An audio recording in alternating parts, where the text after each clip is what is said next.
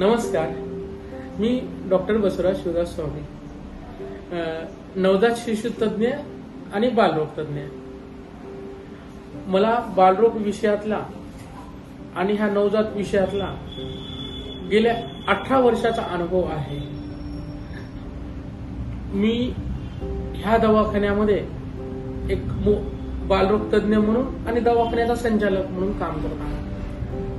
तुम्ही आमच्या दवाखान्यामध्ये ऍडमिट आहात, तुमचं काही जणांचं बाळ काचेमध्ये ठेवलेलं आहे. बऱ्याच वेळेस बऱ्याच रुग्णांना असं समोरासमोर माझं बोलणं होत नाही, पण चला तुम्हाला एक काही महत्वाचे ठोकताळे जेणेकरून बाळ सांभाळताना तुमच्या लक्षात असावे त्याबद्दल मी एक मार्गदर्शन आज तुम्हाला करत आहे. हे मार्गदर्शन तुमच्यासाठी खूप महत्वाचं असतं, कारण की आपण अनेक वेळेस असं ऐकतो की माझं 2-3 दिवसाचं बाळ दूध पिलं की लगेच शांत झालं किंवा मृत झालं, किंवा लेकरू अचानकच झोपेमध्ये गेलं.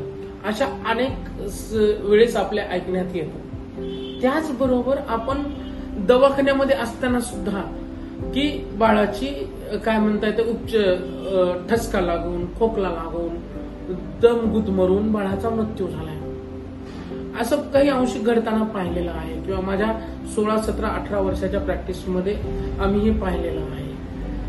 आम्ही डॉक्टर म्हणून त्याचं सायंटिफिक वगैरे आम्हाला हे कारण माहिती असतं, पण तुमच्यामध्ये अनेक प्रश्न होतं. कुणालाही प्रश्न पडणं स्वाभाविक आहे की बाबा काय झालं माझं, अचानक असं माझं 1 महिन्याचं, 1 दिवसाचं, 10 दिवसाचं, युजली हे 6 महिन्याच्या आत बाळांमध्ये थोडं जास्त प्रमाण पाहायला दिसतं. तर हे का घडलं बाबा असं? तर त्याच्या मी तुम्हाला काही कारण सांगणार आहे. कारण तुम्हाला सायंटिफिक पण सांगणार आहे, ते कारण कसं टाळायचं हे पण मी तुम्हाला सांगणार आहे.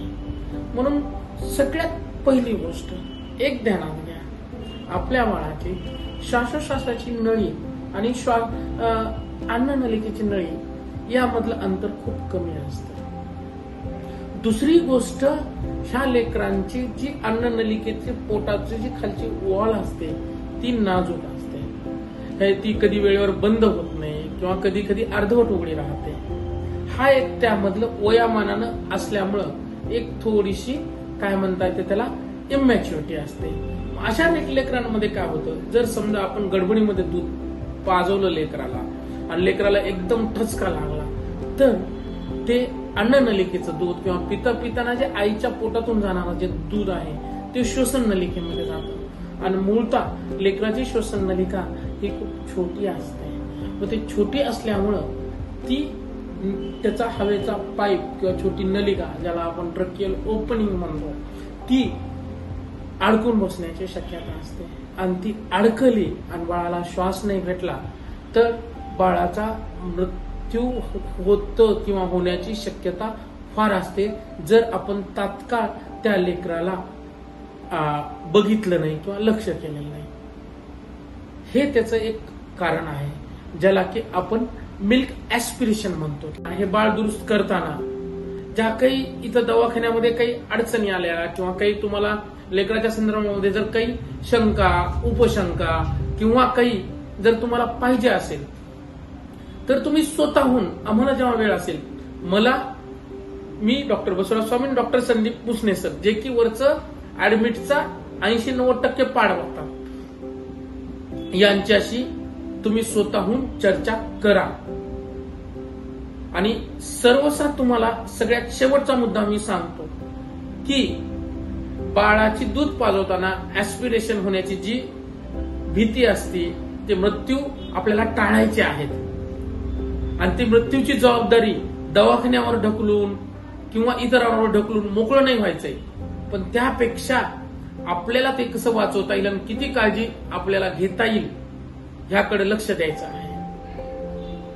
निश्चित माझं हे बोलणं तुम्हाला आवडलंच असणार. झालं आवडल्यापेक्षाही मी त्या पाठीमागचा माझा हेतू काय आहे आणि तुम्हाला माझा सांगण्याचा काय प्रयत्न आहे ते तुम्हाला समजला पाहिजे. ह्या गोष्टीमध्ये तुम्ही पण तुमच्या शेजारी असलेल्या ज्या अनपढ माता आहेत, ज्या अनपढ काय म्हणता येते की नवीन गरोदर प्रथम माता झालेल्या आहेत किंवा ज्यांचे बाळ कमी वजनाचे आहेत, अशा मातांना तुम्ही सुद्धा ह्या शास्त्रोक्त गोष्टी सांगा. कारण की बाळाच्या संगोपनामध्ये गेल्या 19 वर्षामध्ये असं सांगितलेलं दिसतं की अशास्त्रीय गोष्टीचाच खूप ओहापोह झालेला आहे. त्यामुळं शास्त्रीय गोष्टी त्या लोकांपर्यंत व्यवस्थितरित्या पोहोचल्या नाहीत. तर हे शास्त्रीय गोष्ट तुम्ही अजून पसरवण्यासाठी लोकांमध्ये जागृत करण्यासाठी तुम्ही दुसऱ्यांना पण सांगताल, हा मला आत्मविश्वास आहे.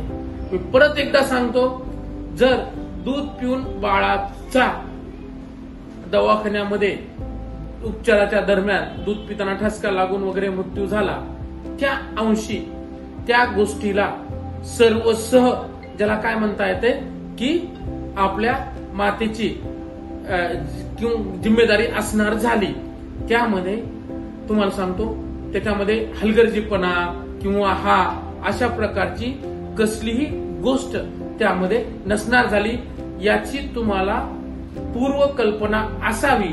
हे तुम्हाला मी स्पष्ट ह्याच्यासाठी सांगतोय, कारण की तुम्ही ह्या बाबतीमध्ये खूप काळजीपूर्वक होतात आणि जागरूक राहताल आणि होणारे जे आपल्याला अपेक्षित असे जे मृत्यू आहेत ते आपल्याला टाळता येतील. धन्यवाद.